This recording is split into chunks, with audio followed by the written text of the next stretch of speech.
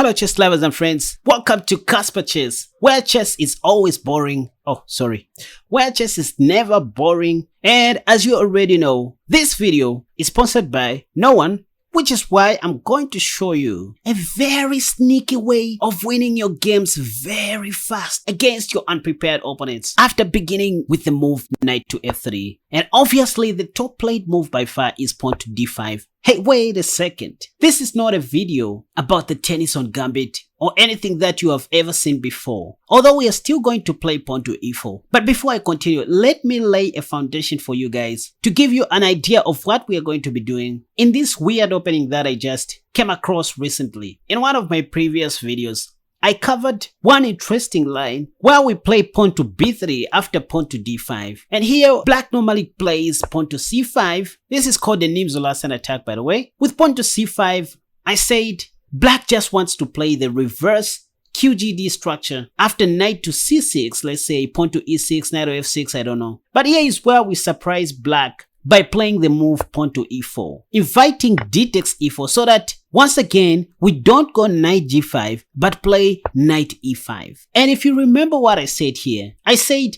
take some time before playing this move knight to e5 so that you may allow them to see queen d4, double attacking your undefended knight and your undefended rook, after which you defend everything with the move bishop b2. And right here you are very safe, believe it or not, even if this bishop is not defended as well. So don't skip, I'm just trying to lay foundation for you guys to show you what we'll be doing in this video today. So here you're going to see black taking your free bishop on b2, and that's when you now play knight c3, which almost traps black's queen on b2. If they play something else like knight to c6 or knight f6, we can just play knight c4 and the black queen cannot escape from Sobibo. So if they play queen a3, for example, in an effort to rescue their queen, I said don't play knight c4 here because that will block the vision of your light squared bishop, which is covering the s6 square, okay?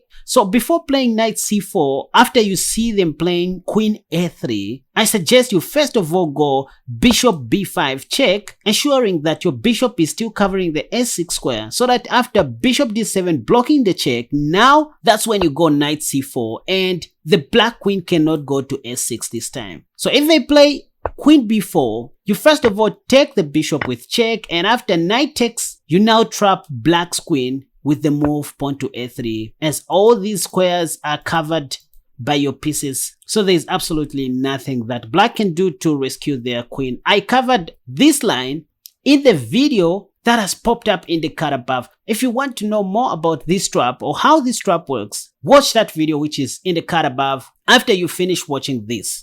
So now that you know where we are getting our inspiration from, let me show you some weird ideas for our today's video. So in the same manner, I suggest you begin with knight to f3, the Zuckertort opening, cause we want black to play pawn to d5, after which you immediately go pawn to e4. They will take, cause that's the top played move. Now, we don't want to play the tennis on Gambit.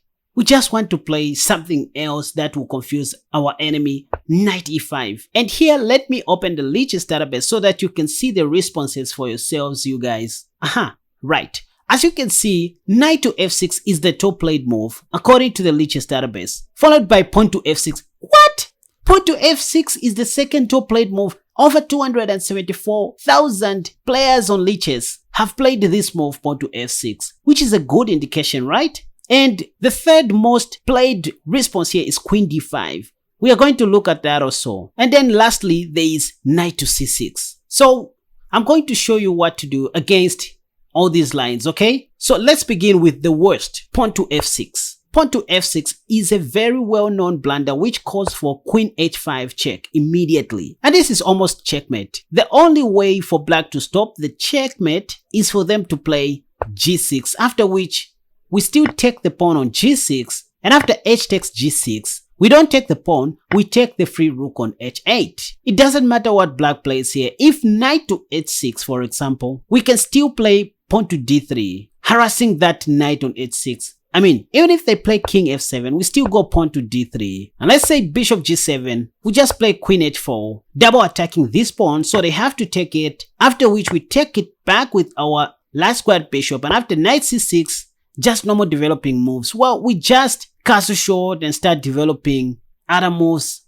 as if nothing has happened. So clearly pawn to f6 is out of the equation. It's not even a move that black players should even think of playing here. So what if they play something else instead of pawn to f6? What if they play something like knight to f6 here, which happens to be the top played move? Well, wait a second. I suggest that you take some time once again before playing this move, pawn to b3, because what we want to do is to let black see this fork, okay? We are just playing mind games here. We want them to play queen d4, which they will do most of the times, by the way, if you take your time, letting them calm down. As you can see, your knight on e5 is undefended and your rook on a1 is also undefended. Now, wait a second. This is different from the last attack which I showed you in the introduction of this video, in that there is no pawn on c5. Black hasn't played pawn to c5, okay? So bishop b2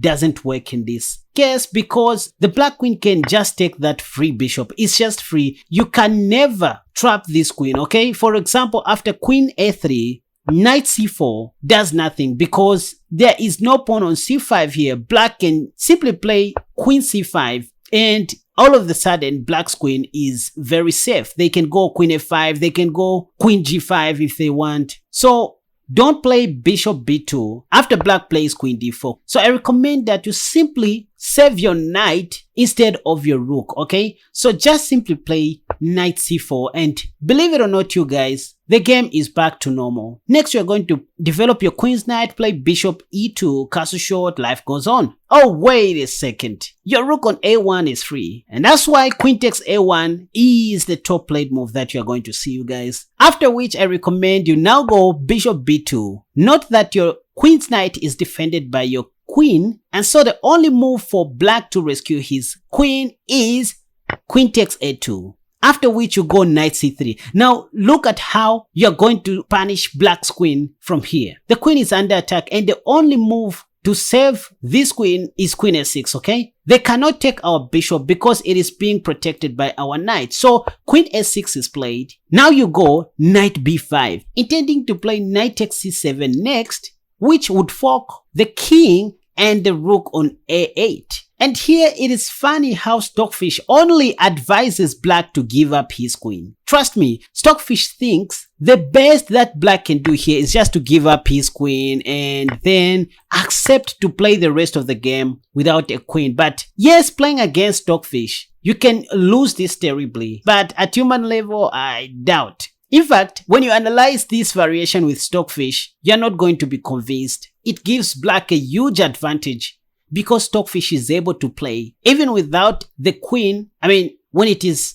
up by 2 minor pieces, I don't know. So, however, you're not going to be playing Stockfish. You're going to be playing your fellow human beings. So this will be very dangerous for them to figure out, okay? So if they don't give up their queen and instead play queen c6, you have this move, watch, knight e5. With knight e5, again, you're attacking the black queen. So they have to play something like queen c5 here. Because again, if they play queen e6, you have knight takes c7 check and you're going to win the black queen. And let's say if they play queen c5 here, you simply go bishop d4, attacking the queen again. Look at how we are attacking this queen. If they play queen d5, we'll simply take on c7, again winning the queen. So they have to play something else like queen b4. After which we play pawn to c3. Look at how we are attacking this queen. It can't even go back to a6 because we have knight takes c7 check and winning back this queen. This is just very deadly. The only move is queen a2, after which we play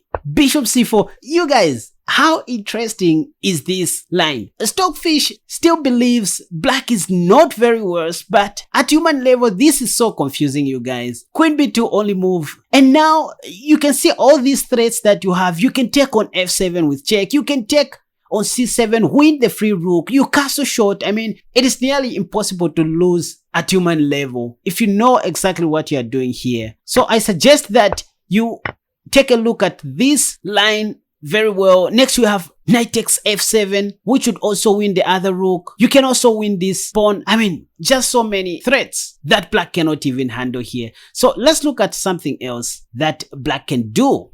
So once again, knight to f3, d5, the top played move. Then you go pawn to e4, letting them take your pawn, and then you play knight e5. Clearly f6 and knight to f6 is out of the equation. But what if black chooses to play something else, let's say queen d5? Well, after queen d5, which is the third most played move, you simply go pawn to d4. At the end of the day, we still need to play chess, right? Again, if pawn to f6, which is the top played move, we have queen h5 check, not now, but after a series of moves. Let's say after pawn to f6, instead of going queen h5 check, which would be a mistake, you first of all go bishop c4 attacking the queen, okay? And it's funny how the game can end so quickly after queen d8, then bishop f7 checkmate. So black should better play something else like queen f5 check, maybe an in-between move, but here we have bishop d2 attacking the queen, and after queen b6, that's when we play queen h5 check. With the same ideas of taking on g6, we have plenty of life here. So that's just how to play after queen d5, when black plays pawn to f6 on the next move. So you still go pawn to d4 after queen d5. The top played move here is e takes d3, where black takes with n%, after which you take back with your knight. Now wait a second. This is a gambit, okay? We just gave up a pawn for what? For quick development. Look at all these open lines that we have created. Let's say after knight to f6 by black, which is the top played move, you simply go knight c3, buying time on the queen. And if they play queen d8, again the top played move, you go bishop f4. So you are just developing your pieces on their most active squares. You want to go knight b5 next and take on c7. So if they play c6, stopping knight b5, well, you go queen e2, intending to castle long. If they play bishop g4, attacking your queen, you go pawn to f3, you attack their bishop, and then if bishop f5, you simply castle long. Next, you are going to start expanding on the king side. Look at all of black's pieces doing nothing at the back rank. So this is a very good gambit, as almost all your pieces are taking part in the game, while black's pieces are doing nothing. And position here, according to Stockfish, is 0-0-0, despite you being down a pawn, so which is clearly very nice. Let's look at one more line where black plays knight to c6.